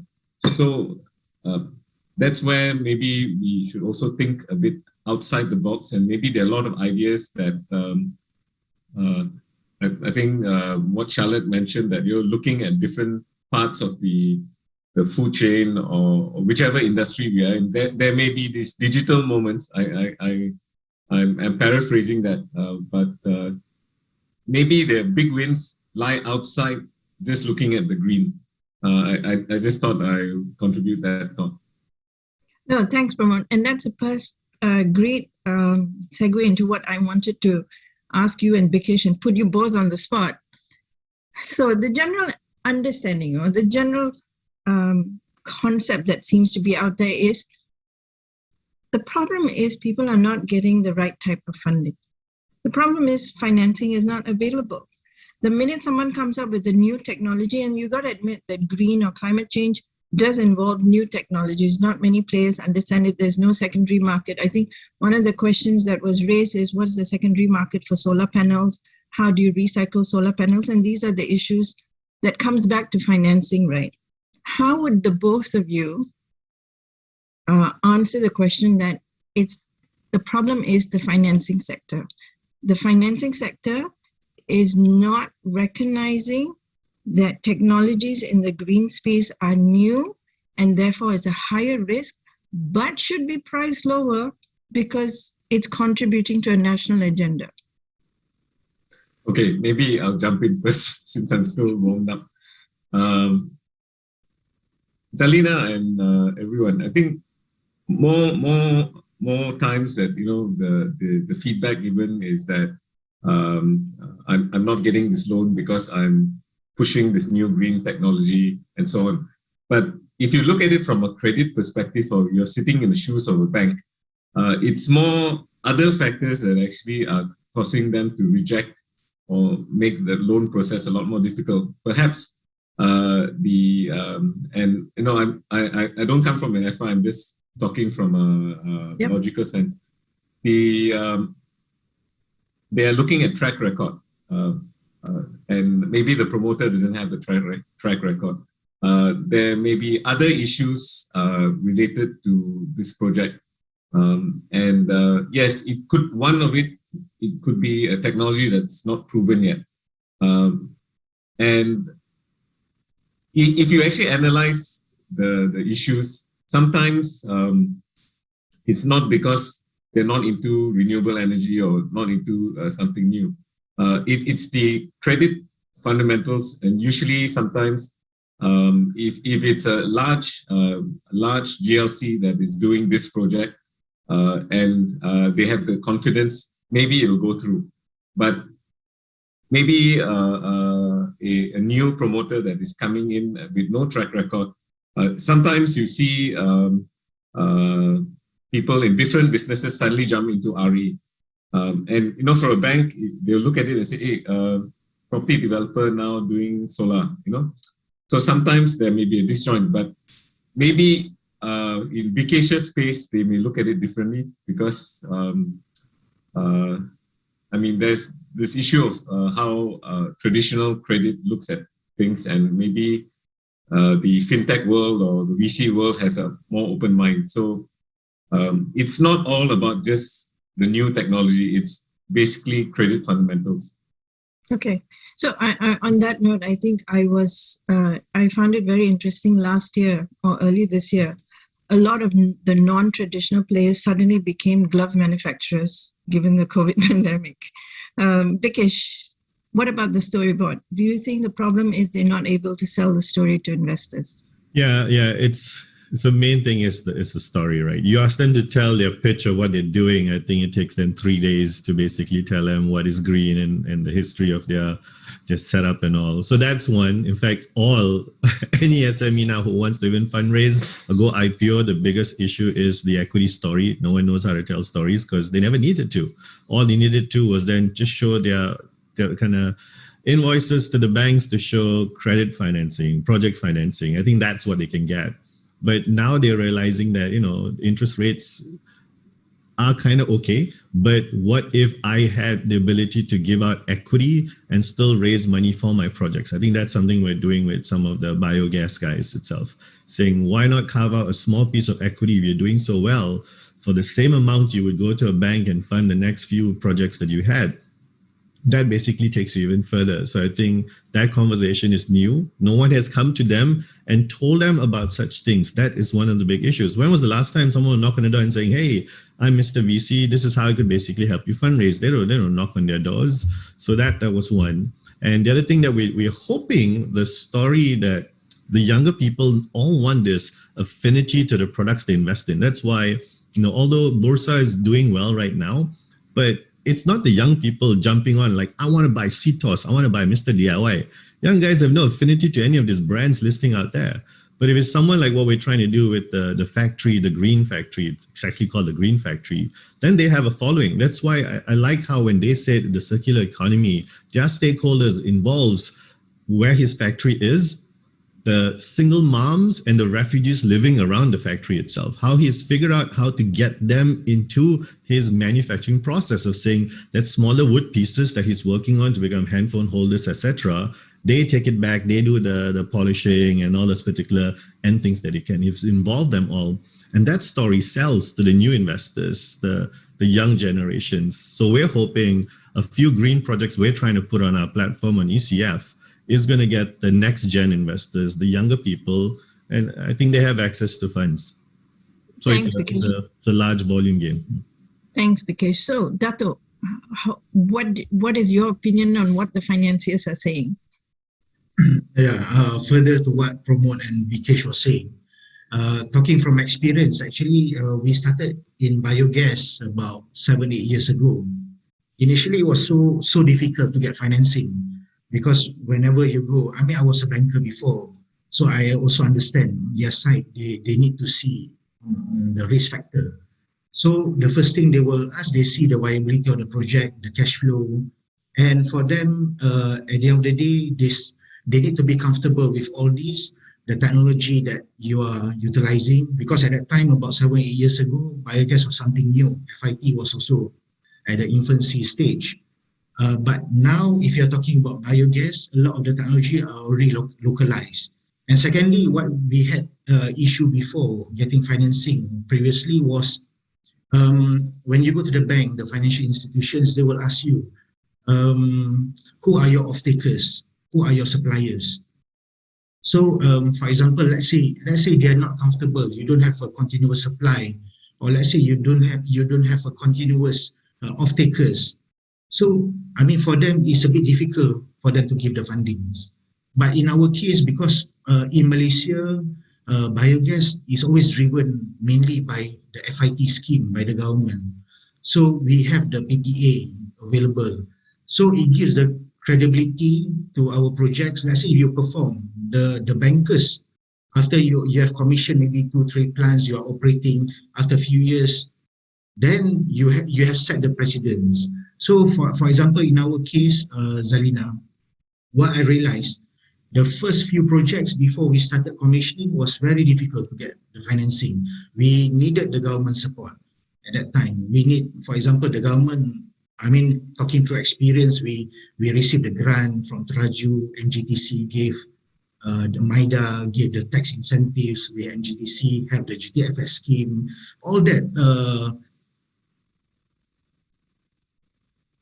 We've lost sound, Dato. We can't hear you. No, we can't. We can't. Could you get someone in your team to check your audio? How about now, Zalina? Perfect. Yes. Oh, I see. Sorry. So when we first started a few years ago, it was so difficult to get financing because basically you have to prove your off-takers, your PPA, your continuous supply, but then, and also you don't have the expertise. But now after a few years, we have localized the technology, we have built up the credibility, especially after you have started commissioning, you have started operating. Then the financial institutions, they have more confidence in your operation, in your projects. That's right. Thank you, Dato. So basically, Dr. Nagu, just a view, I think when you're talking about new technologies, new areas, I think that's the area that if the government could step in and provide that supportive, in addition to a facilitative framework, that supportive sort of helping hand in terms of grants or incentives, or even a platform to connect players. And if you focus those activities in new technologies or new areas that you want to push out, I think that would clearly be more helpful, as clearly it was helpful in the solar energy sort of sector. So now I'm mindful of the fact that we've quickly gone through the time and we have 15 minutes left. I'm going to open up 2 questions. I'm going to start off. I know everyone's got a lot of comments that you would want to say to Dr. Nagu, but I'm going to start off by giving Dr. Nagu an opportunity. Dr. Nagu, what would you like the private sector to do to push this agenda? Right. Thanks, Zalina. I've been listening very carefully. When we speak about a platform, actually, we do have the Malaysian Green Tech and Climate Change Corporation, which has been there for quite some time. And actually, not being biased, but I think they've been very facilitative in matching people, bringing them to MIDA. In fact, HiGEM is purpose-built for that. HiGEM has been running for more than a decade. And this time we are doing it virtually, just like last year. And it's been very successful in matching people. And if you have any problem, just go to mgtc.my. I mean, they will try the best to help whoever to find the links. And they were running the GTFS, Green Technology Financing Scheme, like what Dato' Khairuddin said, which has helped many small and medium-scale industry make that leap, from the traditional processes that they have to make that leap. So that is something that we have. And of course, in terms of incentives, some people used to term Malaysia as a land of incentives. So we've got the GITE. So you go to mgtc.my, you can see GITA, which is for assets and for things that you buy, and GITE for services. So it's all there. In terms of the private sector, of course, I think one element that we really need, when many years ago, when I was doing cleaner production kind of work, I realized the small and medium scale industry needs that awareness. They've been doing these things like what Bikesh has said. It's been for generations. They've been doing the process. So why suddenly all this? So they need to see why they need to make the move. They need to be convinced why they need to make the move. And I think that kind of communication is not happening. Now the world is talking about IR 4.0. My interactions with some of the SMEs, jokingly, they'll say, "Hey, boss, I'm not even in IR 1.0." So I think that communication space, there's a vacuum. And here I'm looking at some of the big boys. Probably you could fill that void. And I'm very glad to know, like, you now got Corporate Governance Malaysia, you got CEO Action Network, and all these have mushroomed over the years. And I think the ESG is something that we can work on, but that's mostly for the big boys. So I think that communication space needs to happen. But I think something that's missing in our communication and in our discussion is we are always looking at the other side for technology. You know, Zalina, from my little experience, we've got enough ethno-knowledge systems that even the small industries can use. For example, you spoke about housing projects, right? You know, when Japan is embracing this whole Satoyama concept where rural landscapes, so the Malay kampung house, I always say, is the best climate resilient and friendly. You know, I used to live in one in the good old days when my father was in the civil service where we used to have this kind of houses. So why aren't we looking back to ourselves for inspiration rather than looking at elsewhere? So these are some of the things. And my final point on how the industry could get together besides communication and all that is by, of course, we spoke earlier about market forces, about, you know, nudging and about facilitative instruments.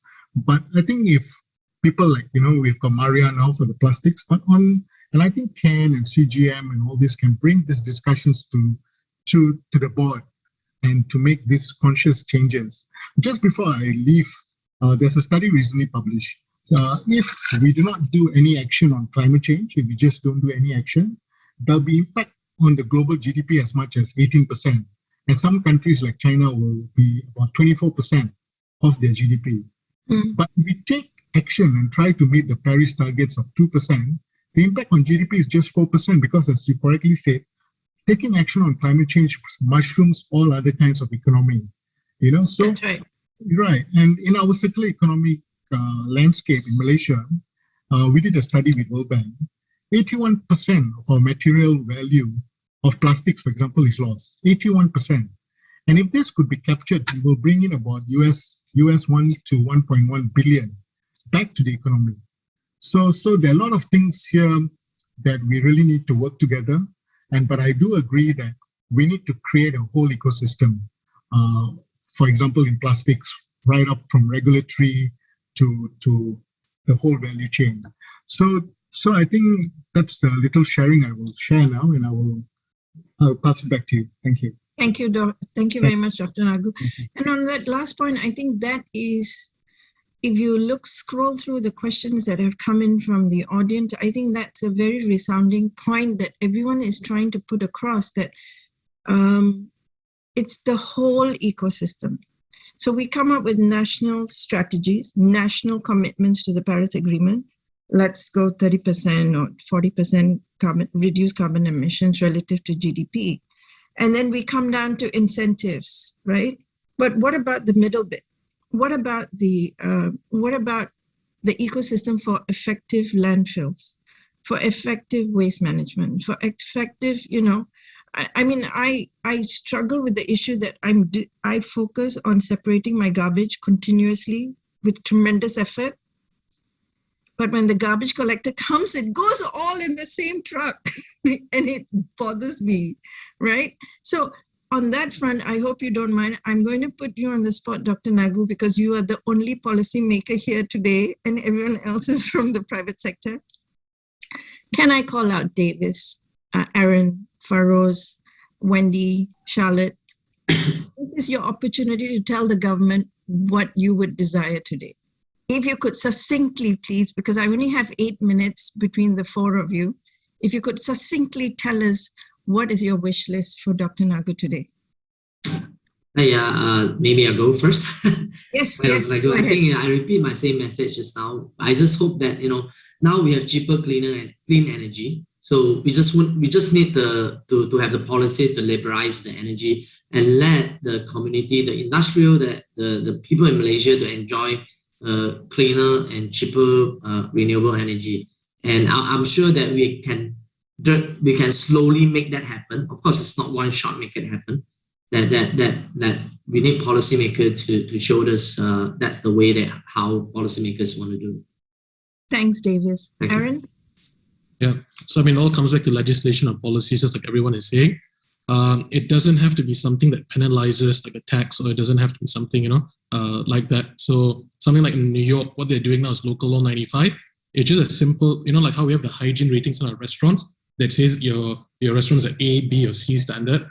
Every public building and private sector building above 25,000 square feet has a rating in front of their building that is a motivator for them. Can you imagine if you walk into a 5-star hotel with an F rating, right? You will think twice. So there's many innovative ways to use legislation to move this conversation forward, and we hope that it's looked into.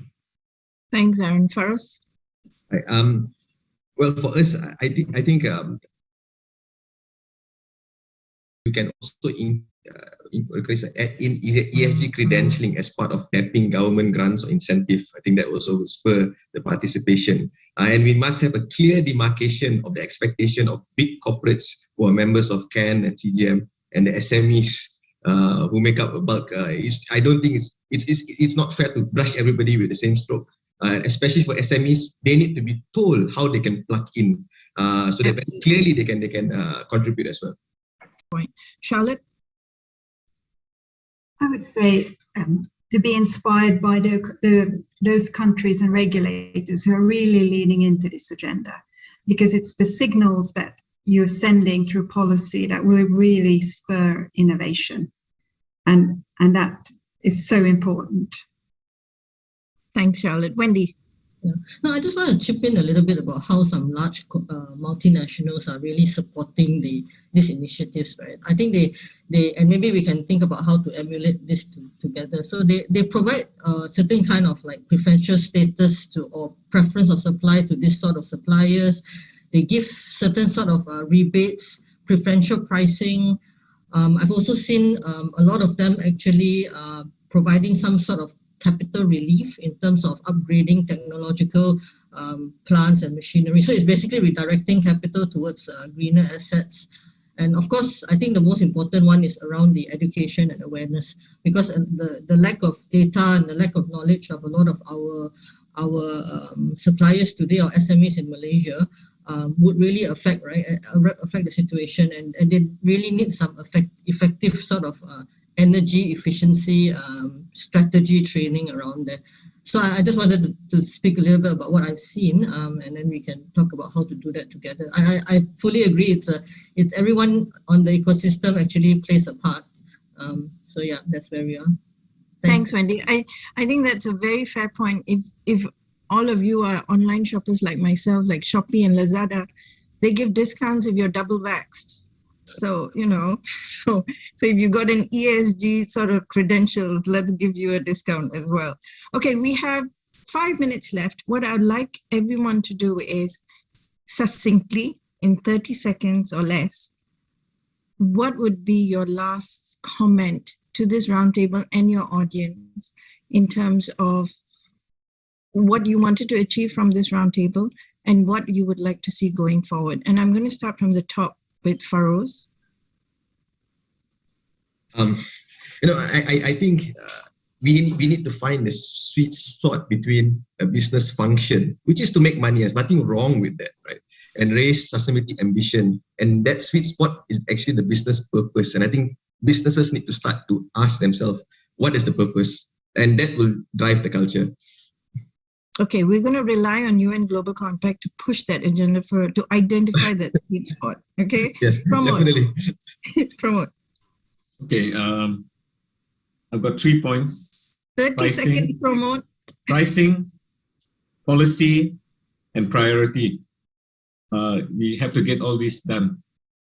Great. That's when it's going to change. Thanks a lot, Promote. Dato? I think I agree with Promote.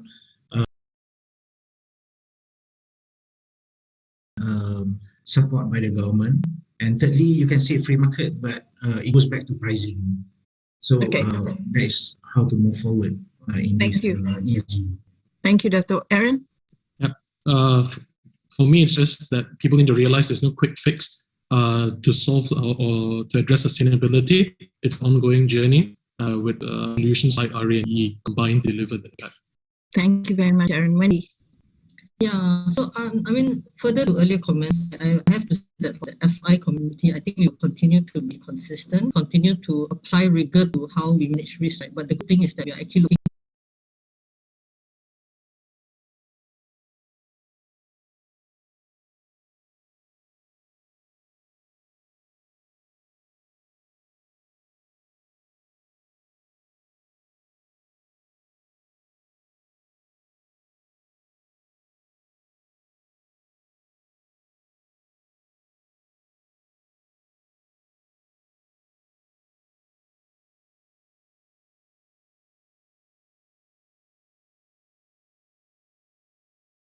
to use the energy or reduce the carbon footprint. So every one of us, including the audience, then you're gonna be try to make yourself you be the first one to change. Of course, biologically, who are the first one to change and who has the most impact with it is who's supposed to be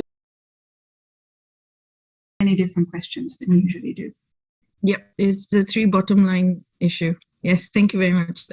Dr. Nagu, you have the final say. Thank you to the panelists for all this. Second is, I think business also needs to start thinking about extended producer responsibility. That's very, very important to think beyond that. I mean, it's always ended at the consumer level, but what happens beyond that? I know some big boys are already thinking of that. And my third point quite resonates with many of the panelists is behavioral change based on a planetary health concept. I think this is very important. I think we need to understand, and businesses need to understand, what happens to the planet at the individual level. And this narrative needs to take a bit more mainstream. And sometimes businesses feel they're in the bubble, just making profits all the time. They need to merge in a more mainstream agenda with this whole planetary health and behavioral change. With that, I too enjoyed myself and learned a lot from all of you all. Thank you so much. And terima kasih. Thank you. Thank you, Dr. Nagu. I think that's a fair point to close on this. And the thing is, this trend, this climate change phenomena, is something that will touch all of us individually. It doesn't have to make financial sense. It doesn't have to make economic sense. It doesn't have to make common sense. I think the reality is we're stuck with this. We need to fix it so that, you know, we have a better retirement life and our children have a life, you know, and we don't have a Blade Runner scenario coming forward. On that note, thank you very much to my panelists, and I really appreciate everyone's participation. And I will pass to you, Navina. Thank you very much, Zalina, and thanks to all the panelists for that. We really wish we had more time. And thank you to all of you for tuning in. You would have received an email, or you will receive an email with a request for feedback, and we'll be very appreciative if you could send us your feedback for future events. Thank you. Take care. Bye-bye. Bye. Thanks.